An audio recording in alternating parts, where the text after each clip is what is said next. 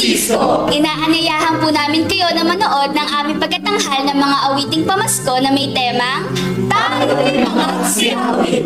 Ito po ay gaganapin sa ika-6 ng Disyembre sa ganap na ika-7 ng gabi dito sa loob ng ating simbahan. Parokya ni San Francisco ng Assisi, Poblasyon, Lungsod ng Migawayan, Bulacan.